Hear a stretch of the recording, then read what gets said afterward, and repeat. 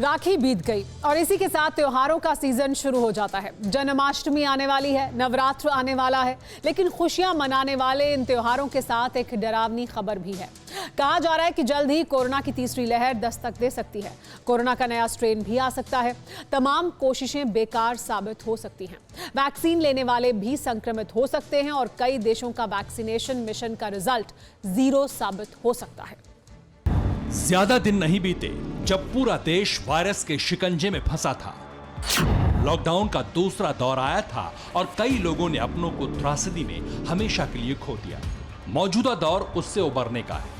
जिंदगी तो वापस नहीं दिलाई जा सकती, लेकिन काम धंधे, बिजनेस, रोजगार की हालत को सुधारने की जीतोड़ कोशिश हो रही है। देश में बड़े पैमाने पर वैक्सीनेशन अभियान चल रहा है। वैक्सीन लेने वालों में सुरक्षा का भरोसा जगाया जा रहा है, लेकिन लगता है ये हौसला ज्यादा दिन टिकने वाला नहीं। नई रिपोर्ट होश उड़ाने वाली है, बेहद डराने वाली है। कहा जा रहा है कि कोविड-19 का जमाना भले ही चला जाए, लेकिन आने वाला वक्त कोविड-22 का होगा, पहले से भी ज्यादा ताकतवर और घातक। एक विशेषज्ञ ने चेतावनी दी है कि कोविड-22 नाम का नया वेरिएंट मौजूदा सबसे घातक डेल्टा वेरिएंट से भी ज्यादा खतरनाक हो सकता है। ज्यूरिख के immunologist professor doctor Sai Reddy ने दुनिया को अलर्ट किया है। मौजूदा स्ट्रेन के म्यूटेशन से महामारी का नया और ज्यादा खतरनाक फेज आ सकता है। कोरोना के नए वेरिएंट पर मौजूदा वैक्सीन का कोई असर होना मुमकिन नहीं।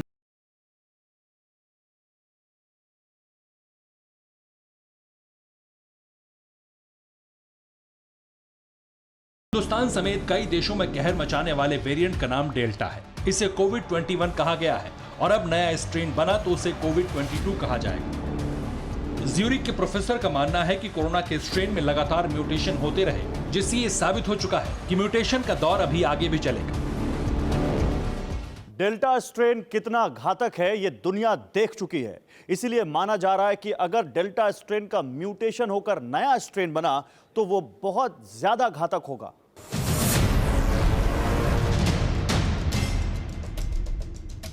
बच्चों को कोरोना की वैक्सीन नहीं दी गई। ऐसे में तीसरी लहर में सबसे ज्यादा खतरा छोटे बच्चों को हो सकता है। ज्यूरिख के प्रोफेसर जो कह रहे हैं, वैसी आशंका हमारे देश में काम करने वाली एजेंसियों को भी हो रही है। गृह मंत्रालय की national institute of disaster management committee ने अपनी एक रिपोर्ट तैयार की है, जिसमें तीसरी लहर को लेकर चेतावनी दी है और कहा है कि सतर्कता की जरूरत है। कमेटी ने यह रिपोर्ट प्रधानमंत्री कार्यालय को भेज दी है।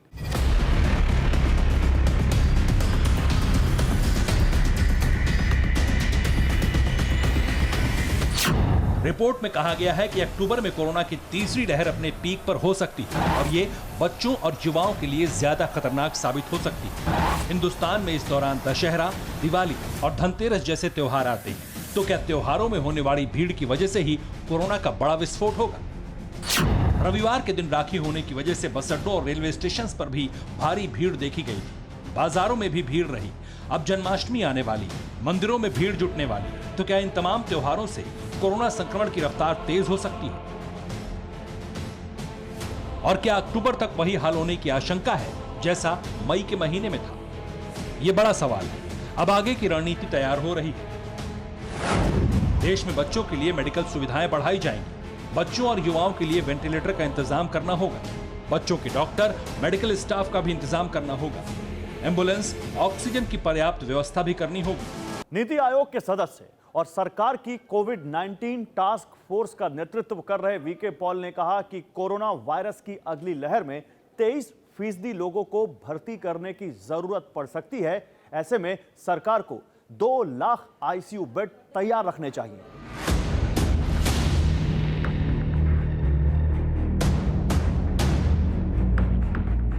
अगस्त का महीना बीतने वाला है। देश में रविवार को 25,000 से ज्यादा कोरोना के नए केस मिले।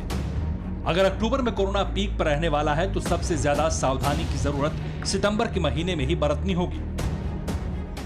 हालांकि एक थ्योरी और भी है।